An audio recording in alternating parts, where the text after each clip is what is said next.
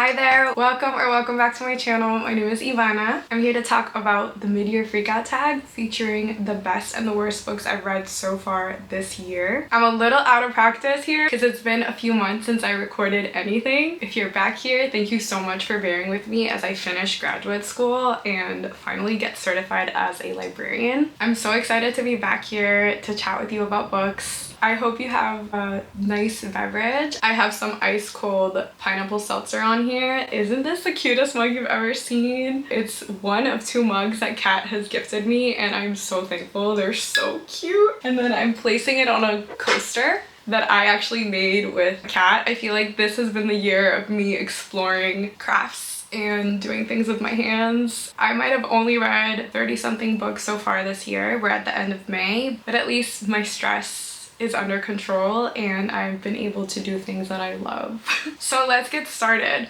The first prompt is, what is the best book you've read this year? In past years, I've talked about multiple books, but this year I think hands down my favorite book that I've read and that I feel like I read at the correct time is Gerardo Sámano Córdova's MONSTRILIO. This book was on everybody's favorites of 2024 and I was skeptical about it, but I have to say I was proven wrong. It is a great book. It follows a mother named Magos and a father who is unnamed on the back. I feel like his name is like John or something, who lose their child, and in an effort to get their son back, Magos cuts up her son, carves out a little piece of his lung, and feeds it some caldo, which enables MONSTRILIO to be born. This book obviously touches upon grief and letting go. It also talks about the question of what it means to be human. It's set across multiple countries and cities, and the atmosphere is just amazing. It also follows the points of view of multiple characters in a way that feels very authentic. Their voices all seem very real. I was enthralled by it. Honestly, I feel like I'm holding it and it feels a little chunkier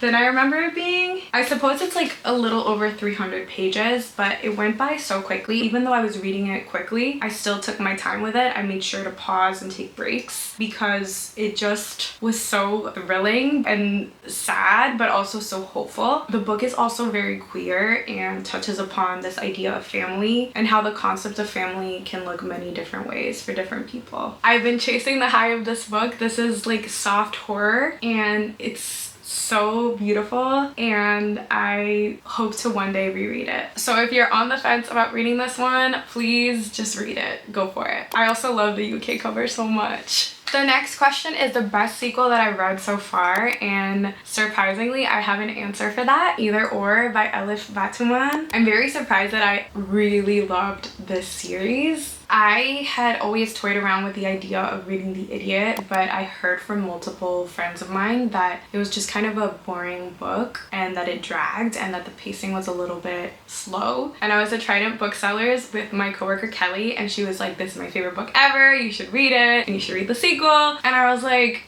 fine, I'll get it. I also think I got The Secret History. I got like all of the books that all of the girls are reading, which I have nothing against that. I'm just like other girls. And The Idiot grew on me. I listened to it on audio while I physically read it. The first book in the series follows Celine, who is a Turkish-American Harvard freshman, as she navigates her first year of college in the campus and then later her summer in Hungary. And it's set in 1994. The internet has just become a thing, or email has just become a thing, and she happens to correspond back and forth with this guy named Ivan, who is a senior at Harvard and who is also in, or was in, her Russian class. Celine feels like a hyper literate little sister to me because she was so endearing and I just feel such a kinship with her. The book is a collection of musings. She writes a lot about what she's reading in school, and there's a bunch of asides of different plot points for different classic novels. I feel like if I had been physically reading it, I would have lost it, but the author herself reads the audiobook, and at first I was like, well, there's not a lot of feeling in her voice, but honestly, it grew on me. And so I read it in the span of like 10 days, and Celine just started to feel like a companion to me. I agree with a lot of my friends about the pacing. The pacing was really slow, and I don't think that there is a big conclusion or necessarily like a turning point in the story, but life is also like that. I just felt like The Idiot at least captured what it's like to grow up, and even when you're really smart, how love or infatuation can make you really stupid. There's a part where Ivan sends Celine an email and he's like, I have to hear your voice. She's talking to a counselor and she's like, obviously he meant my authorial voice, like he likes the way that I write. And the counselor's like, are you sure about that? Like he probably meant like your voice. Celine gets to a point where she's like, Yvonne in my head is like the parody of a love interest, and I think that it's so relatable. It's her first love, or at least her first like huge crush. It was just fun trying to keep up with her train of thought. Either or, the sequel does the whole thing so much better. It basically has very similar themes, but it is just more polished, better paced. I wasn't even gonna start the sequel. I told my friend Kelly, I was like, you know, I think I'm good with The Idiot. I didn't like love it. I don't do star ratings normally, but I'm like, maybe I'll give it like a 4 out of 5. So it was better than like average. I think I finished the book on like a Wednesday, and by Friday I was like, no, I miss listening to this. So I went on Evern and I started listening to it, and I was like, yes, I need to know what happens. Either or is named after Kierkegaard's work. It's a work that explores whether a man should live aesthetically or adventurously or ethically, like meaning traditionally. And Celine feels like she's at a crossroads. She's like, well, what am I gonna do for the rest of my life? She and her BFF Svetlana, who is like one of my favorite characters ever, is like, why do people get married? Why do people have kids? Celine's observations get sharper as the book continues. She's like, I'm convinced that most of the people in the world were too unimaginative not to have kids. She also questions her role as a woman in this debate about whether to live aesthetically or ethically, because the aesthetic life means seducing and abandoning young girls, but what if you were a young girl? She starts experiencing with relationships, and she still has a crush on Yvonne. She questions what quality of life means and whether or not going through a trauma makes your writing better. There's just a lot of like ideas that come together. The book just feels sharper and more polished. I did a Google of Elif Batuman, and I found that this is going to be a 4-book series, so there's 2 more books in the Celine universe, and I'm so excited. So if you like to read about young women in academia who are maybe too smart for their own good but kind of bumbling their way through life, I highly recommend The Idiot and Either Or. The next question is the new releases that I want to read that have already come out, and for me it's a no-brainer. I cannot wait to start Vanishing World by Sayaka Murata. I loved Convenience Store Woman and I adored Earthlings, and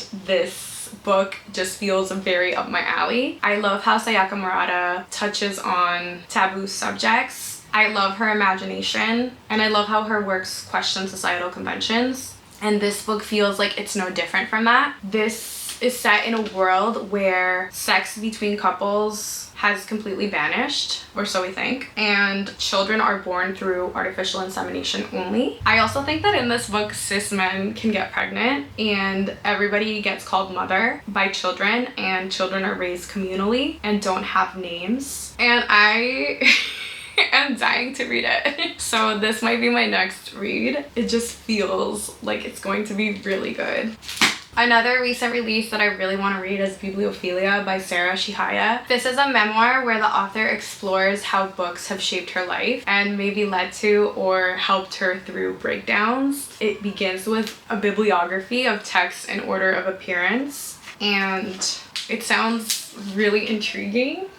I already got this off of Evern on audio, so this one I'm also gonna start pretty soon. The next recent release I want to read is Wild Dark Shore by Charlotte McConaughey. I loved Migrations. It was probably the top book of last year that I read. And this one is about a woman who washes on shore. It's cli-fi or climate fiction, and it just sounds really good. I don't really want to read too much of the synopsis for this one because I feel like it's just gonna be really good. Everybody keeps saying that it's really moving and thrilling. I can already see that the chapters are little vignettes, which I love. It's set in Antarctica, and honestly it's been rainy, so it's been like perfect to read this kind of book, but I just don't want to fall into like a depression.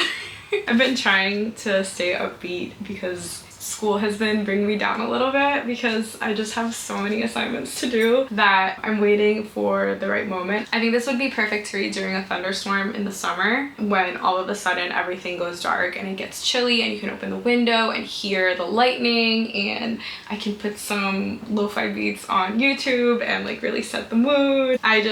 I can't wait to read this one. Another new release that I found on my holds list at the library is But Not Too Bold by H. Puello. I have no idea how this made it onto my holds list. I think that what happened was that I saw the book in a bookstore and it looked really intriguing, but I was like, I don't know if I want to proceed with buying it. Let me just check it out of the library. But this book has a really pretty cover. Apparently it is a sapphic monster romance novella that is gothic in nature, and it just looks really awesome and I'm excited to receive it. The next question is, what are some new releases that are coming out in the second half of the year that I really want to read? And I'm going to be completely honest and say that I don't think there are any.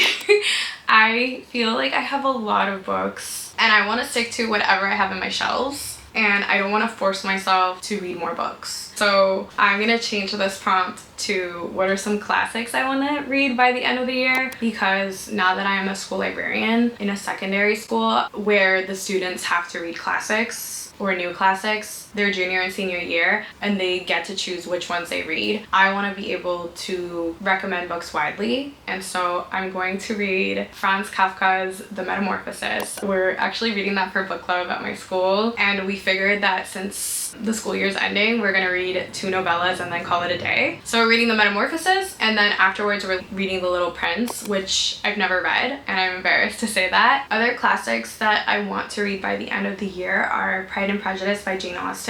I've read this book already, but I recently watched the movie, the Keira Knightley version, just like everyone and their mom. I really want to just reread the book because I'm a hopeless romantic and I love the enemies to lovers trope. I also need to read Toni Morrison.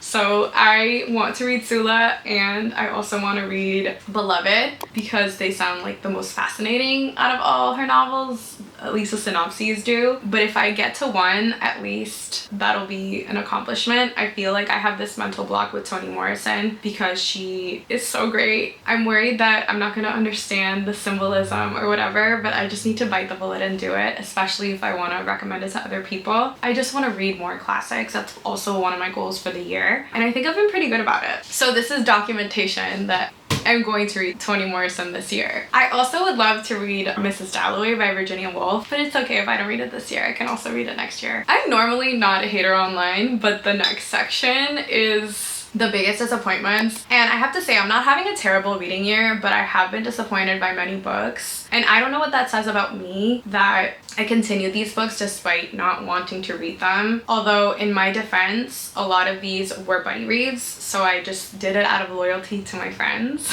My first big disappointment is Kiara Alegría Huri's My Broken Language. I had high hopes for this book as a fellow Puerto Rican. I thought that I would really enjoy reading a book by a Pulitzer Prize winning playwright. This was her memoir, and I just felt like the book was really boring. I was more interested in her mom's life than in her own, and it almost felt like she wrote the book to prove her Puerto Ricanness to other people. I just didn't like her writing style. I appreciate her bringing to light different issues related to Puerto Rican history and colonization, including the forced sterilization of women in the island, as doctors were practicing sterilization procedures and also like doing trials for the birth control pill. I liked how she talked about Santeria, but again, it just felt like she was just talking about her grandmother and her mom. I was left thinking, like, I wish that this story was about her mom or her grandmother, or I wish that she'd written a fiction book about them as opposed to just focusing on herself, because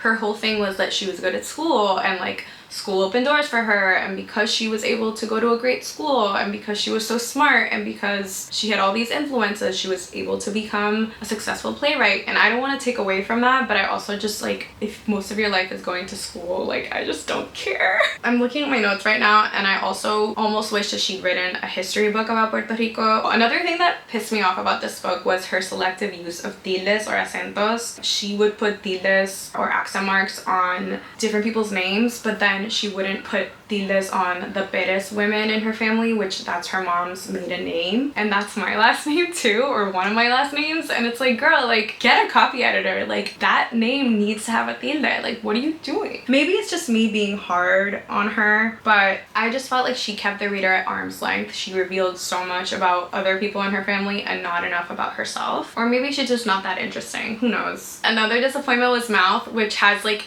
the most beautiful cover, and it's a collection of short stories by Paloma Ghosh. This I buddy read with Kriti and Taz, and I think we all agreed that the stories, while creepy and unsettling at times, they were like pretty lackluster. And because the short stories were speculative in nature, she didn't have a lot of time to develop like any sort of world building, so I almost wish she wrote a novella instead. But yeah, this one was just disappointing. I wrote on it with pen, and so I can't resell it, and I'm kicking myself for it, so I'm gonna put it in a little free library or offer it to a friend. And then another book that I had high hopes for because it looks so cute is The Dollar Good Dream Department Store. It's translated from Korean, and it's about a department store that you can only find in your dreams, where you can actually purchase dreams. It started out so good. I was like, oh my gosh, this is the cutest book I've ever read in my life. Like literally, and no exaggeration, I just thought it was the cutest thing ever. The characters in this dream world go around making sure that people are fully clothed when they're in their dreams, or like that they get fuzzy slippers so they're comfortable because people show up without shoes. As the book kept going, it just felt really formulaic, and I think it's overrated.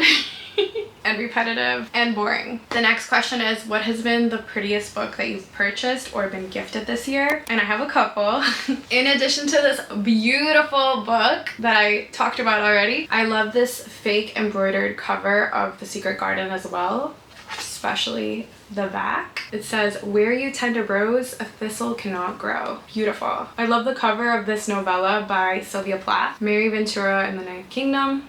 I believe it's the only novella she's written, and she wrote it for like a class that's with college, but it looks really beautiful, and I feel like this is a kind of book that I would read on a train on the way to like New York City or in Portland, Maine. And lastly, my friend Emma gifted me My Nemesis by Charmaine Craig, and I think it's so pretty. I love any cover that's just like a painting of a woman. The next question is, what is a book that made you happy? And I have two. The first one is Audrey and Bash Are Just Friends by Tia Williams. This book I got thanks to Libro FM's advanced listener copy program. It did not disappoint. It follows Audrey, who is a daughter of the protagonist of 7 Days in June, and I read that book like 3 years ago when it came out. It was one of my faves that year, and I remember writing in my Bookstagram review of it that I would read a YA book that follows Audrey, and I'm so happy that Tia Williams delivered. This book follows two kids in New York City in the summer. Audrey has always been really straight-laced and in control. She was raised by a single mother, but lately she's been having panic attacks, and she meets this guy named Bash, who recently moved in to the neighborhood to live with his mom. He's supposed to be like a bad boy or a bad influence, and I think she like wants to live a little, and so I read this so quickly that I don't quite remember exactly what happened.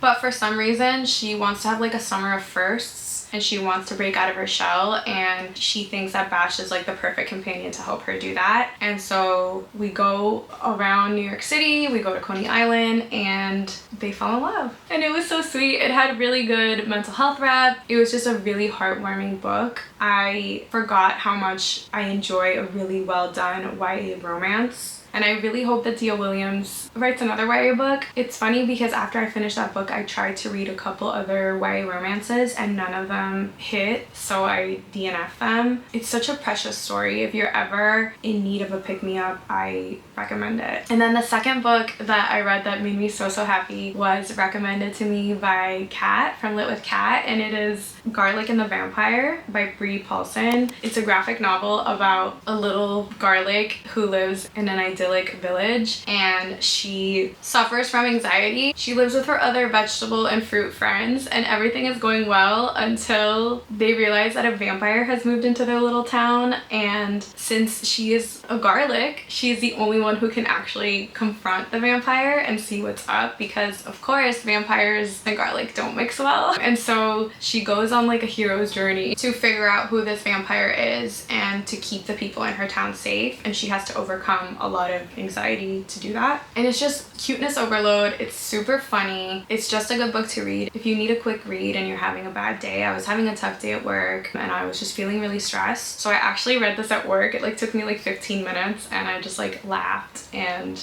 it put me in a really good mood. The next prompt is a book that surprised me, and I have to say that I was surprised by the first third of Conversations on Love by Natasha Lunn. This book is a very ambitious book. I adored the first third. It was like 5 stars. Such a pep talk. This book is separated into 3 different sections, and the first one is like, how do you find love? The second section is how do you sustain love, and the third one is how do you overcome loss of love, or something like that. The how do you find love part was really interesting to me. As someone with anxious attachment style, I really felt so seen in this book. Natasha Lunn interviews a bunch of people, including Dolly Alderton, Roxane Gay, and she asks them different questions. I believe this started as a newsletter. The how do you find love part, in addition to the introduction, really helped me expand my idea of what love is. This talks about how we need to expand our definition of love to just more than romantic love. Like, we should woo our friends, we should find love everywhere around us, and I just think that that is such a good sentiment. In her introduction, she shares that love should be studied and defined, and it's wild that such an important aspect of people's lives has been ignored or understudied, and how people with strong connections with other people are 50% less likely to die prematurely, which proves that it's important to have strong connections with others. So she says, you know, love can literally heal us. Why aren't we studying it more? She talks about how so many people who are otherwise confident in their everyday lives tend to lose themselves in relationships and forget their own self-worth. She talks about the concept of loneliness versus the concept of solitude. She talks about the context of being alone, like, why is it okay for you to be alone on a Tuesday night, but it's not okay to be alone on a Saturday night? She talks about how oftentimes romantic love is not the answer to all your problems, and when people talk about love, what they mean is connection, and how you can build on love without having a romantic relationship necessarily. She also explores this idea that in order to be in a relationship, you need to love yourself first, and it's like, no, that's not true. What you need to know is, like, you need to know your faults, you need to know yourself, you need to be self-aware in order to be vulnerable with another person. There's just so much to love about the third half of this book. Like, I am gonna go back to it and like reread it. She also talks about how we as a society need to show more imagination about what a good life might look like, and how we can find love everywhere. It sounds really cheesy, but I bought this book on a whim and it just had so many gems, and I highly recommend it if you're down in the dumps and looking for something to uplift you. Another book that surprised me that I don't want to talk too much about is Deep End by Ali Hazelwood. I love Ali Hazelwood, and I got this book through Libro, so thank you again, Libro. This book got me deeply invested. I thought it was gonna be about kink and erotica, but it was about so much more than that. It was about overcoming your fears, finding trust in someone, the amount of vulnerability it takes to get into this kind of thing. I also just love books about healing, or like people coming together to overcome some sort of like mental obstacle, and this book does just that. I can't tell you a thing about the plot. I'm definitely going to reread it in like 6 months, but the depth of it surprised me. I love Dr. Ali. So in terms of favorite new author, since I haven't read that much this year, the only author that I've read maybe 2 books from is Elif Batuman, and I didn't expect to love her as much as I do, but I really loved all her insights. I think she's a touch pretentious, but it's endearing. I think she can get away with it because she's really smart and I just can't see what else she comes up with. The next prompt is a book that made me cry, and I'm medicated now so I don't cry. I'm joking.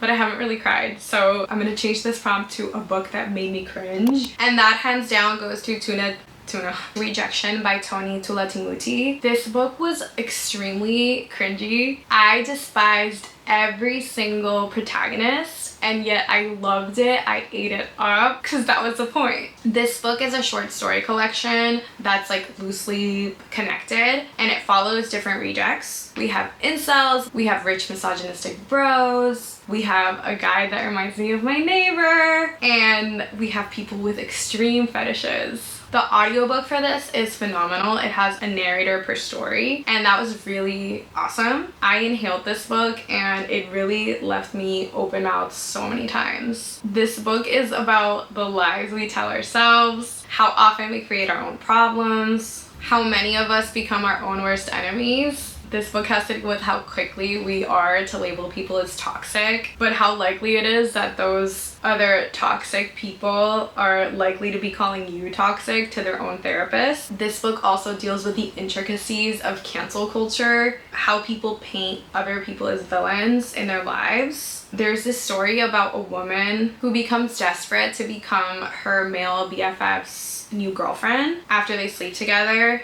and he doesn't want her like that, so she goes through wild lengths to try to get him, and she's a problem, but she keeps painting him as a villain. This book also has to do with like rejection and its intersections with race and gender and socioeconomic status. It also reminds me of people who are online too much. The author clearly loves Reddit and video games, and the book spirals into something that I'm like, what the heck? Like, even the last story I was like, did we have to go there?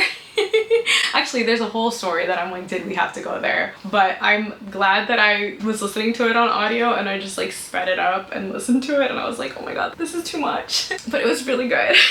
And I think that was the point. It was a very meta book at the end. It's not for the faint of heart, and if you DNF'd it, I don't blame you, but again, that was the point. So I am excited to read more from this author. I know he wrote another book, but I can't wait to see what else is in store for him, because I do like books that make me deeply uncomfortable. So the next questions I came up with, the first one is, what is a book in progress that I need to finish by the end of the year? And that is Upstream by Mary Oliver, noted poet. This is her essay collection, and I started reading it in the spring last year, and I promised myself that I would fully read it outside, and I took it with me to Costa Rica. It was on a school field trip. We were supporting turtle conservation efforts, and it was amazing to read outside in nature. However, the book got a little bit slow in one of the sections where she starts writing about poets. I feel like I lost a lot of momentum with that. I actually stopped at her essay about Edgar Allan Poe, who I adored as a teen. I have 2 more essays about poets to go. One is on Walt Whitman and the other is about Wordsworth. And then after that, she starts talking about birds, and I love birds. This is all about nature and how nature was such a source of inspiration for her. She also grew up and lived in New England, and so just being out here reading it feels really great. And she talks about getting on her hands and knees and like being one with nature. There's a lot here to love. I'm really excited to finish this by the end of the spring. I'm also currently buddy reading a book called Reservoir Bitches, or Perras de Reserva by Dalia de la Cerda, with a student. We're reading it in Spanish. We're reading all the stories out loud.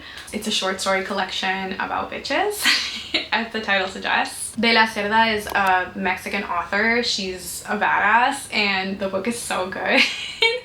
I can't look at my notes on the book because the book is at work. We've been reading it little by little and we should be done with it by the end of the school year. I also think that that book won some sort of award, like the translated version won some sort of award, but she has a lot of other books in Spanish that haven't been translated. So I'm just really looking forward to reading her backlist because her stories are like super edgy and interesting. We get like the rich Mexican girls, the fresitas. We get people involved in crime. Unfortunately, a lot of the stories center on femicide and violence against women, and it's just a provocative collection that also is like highly engaging. My student is like obsessed with it. The next prompt is favorite new word. I recently reread Funny Story by Emily Henry, which I think has jumped to the top and it's my favorite book of hers, and she uses the word frisson or frisson. I actually don't know how you pronounce it. I think one is the French way and one is the butchered Americanized version of it, but it has to do with like getting the shivers and getting the chills. And I read somewhere that only 50% of people feel frisson. Am I even using that word right? Experience frisson, perhaps. Maybe that's how you say it, when they listen to music and the music gives them chills. And I just feel so bad for half of the population that doesn't experience frisson with music, because there's just something so deeply impactful about feeling the visceral impact that music can have on you. In Emily Henry's book, she uses that word repeatedly about like how they feel with each other and how they give each other goosebumps. So I thought that was nice. I lied, and there's actually a third prompt that I created. A new trend in my reading is rereading. For my goals, I was like, oh, I want to reread at least 2 books. Out of the 30-something books that I've read, 7 of those are rereads. So I've reread Normal People, The Love Hypothesis, Carmilla, Heartstopper, Slaughterhouse-Five, Check and Mate, and Funny Story, which is wild to me that I've reread that many books. I think it just goes to show I love to listen to audiobooks to comfort myself while I play Tetris before going to bed. And I think that especially the last 2 classes that I took for library school, I talked about these classes in my last video, those classes really took it out of me. So I was just reading books that I knew would like impact me or make me feel good. And so rereading books is really like a new trend that I found that I love, because I don't really have to think much. I get to re-experience feelings from those books and also like find new things in each book. So that has been really nice. And another new trend that I've noticed that honestly like I think has built up is reading classics and new classics. And in addition to Slaughterhouse-Five and Carmilla, I've read The Secret Garden, which honestly could be considered a reread also because I read it when I was younger. And The Yellow Wallpaper, that one's a very bizarre and short novella. I actually got nightmares after listening to it, but I highly recommend it. So I just love reading classics now, and I don't know what's come over me, but they do something to my brain that I can't explain. And also I just like knowing where a lot of the ideas for books today came from, and a lot of these classics are very influential. So lastly, we're gonna talk about how I'm doing with my reading challenges, and I'm just gonna flat out say the one that I totally failed, and that was trying to read War and Peace with my friend Emma. It's not happening. We both don't want to read it. It got too daunting. We even divided it up with sticky tabs so we could read 100 pages a month, and we both decided that it wasn't worth it. I'm going to sell this and hopefully get money for it because I don't want it on my shelves staring back at me. I think there is something freeing about letting go of a goal that wasn't doing it for you. Even though there's something really great about pursuing your goals, sometimes letting go feels just as great as completing a goal. I've also failed. I haven't posted on Bookstagram in my main feed at all since November. I think I've gotten overwhelmed and intimidated by the thought of posting. I love reading, so I do share what I read and what I've crafted on stories, but I haven't posted on Bookstagram at all. I miss the community there, so I really want to be better about that. And I haven't read as much translated lit as I liked. So those are some to work on, and I have succeeded in rereading. I've exceeded my reread totals, and I've also succeeded in not reading based on a specific niche. I think I've just been reading whatever the heck I want, and that has felt really good. I truly have missed posting videos on BookTube, and I think I want to be more consistent about it from now on, but I can't make any promises until the end of June. And I think that it'll be possible for me to post every other week again because classes are winding down, and by the end of June I'll only be taking 1 class. So I want to continue to build community online and share my love of reading and everything that I've been up to moving forward. I also am toying with the idea of doing the artist's way in the summer because I promised my therapist and my husband that I wasn't going to work over the summer. So I'm gonna have like a housewife summer. I shouldn't call it that. I need to find a better term for it, but I just want to find myself. I want to paint my house. I want to do things that are fulfilling to me. And I think it would be great to start the artist's way at a moment in my life where I feel more peaceful and I have more free time and I can take myself out on museum dates and things like that. So we'll see about that. If you made it this far, thank you so much. I can't believe that I'm finally back on here and that I'm recording. I would love to know if you have any recommendations for classics that I should be reading this summer or by the end of the year. I also want to know what your favorite books so far this year have been. You all have such good recommendations and good tastes. Or alternatively, I would love to know which books you absolutely despised so I know to steer clear from them. I hope that you are having a good start to your summer and I will see you in my next video. Bye! Bye! And it's out of battery too.